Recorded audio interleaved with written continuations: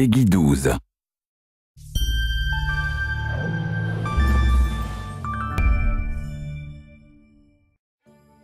Welcome to the new The Settler 7 Close-Up. Today, we will be dealing with individualization in the game, and we will talk a little bit about the social networking features. But first, let's talk about the points Map Forge and Castle Forge, which bring lots of replay value to the game. What exactly do these two key words mean? Map Forge is one of the great new features in Settler 7. We think it's going to have a lot of impact on the satisfaction people get from playing, because the game will never be the same. It can never be the same in separate playings. We have the maps generated by our content designers originally, but you can adjust the style and play of the game. You can take the victory points and change it for more or less victory points. You can turn it into a King of the Hill game.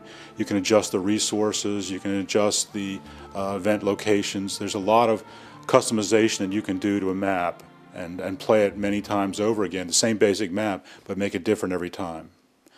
We think that's going to be a great feature. The second new feature is the Castle Forge, which is sort of like an online avatar that you carry with you from game to game. You can put on the web and let people see what your castle looks like. So every time you complete a game successfully, you get to change your castle. You start with a very basic empty castle, and you get to modify it and make it suit your personality, your style. Is it flashy? Is it more mean looking, or is it sweet looking? Whatever. You can have your own style. And that castle goes with you from game to game as you play.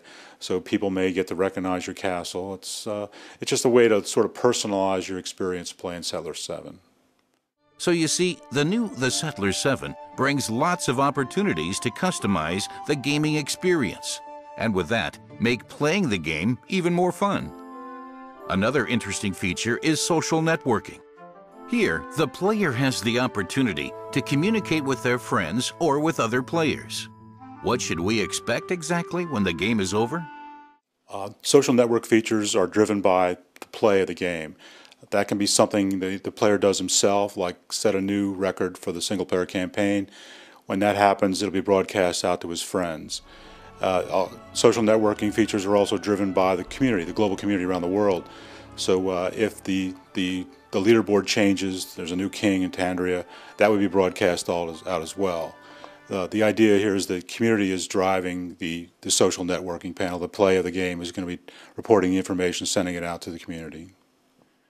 So that's the end of this installment of the Settler 7 Close-Up.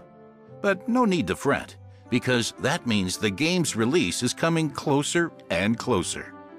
Soon, you will be able to start a new chapter in the series with The Settler 7 for your PC.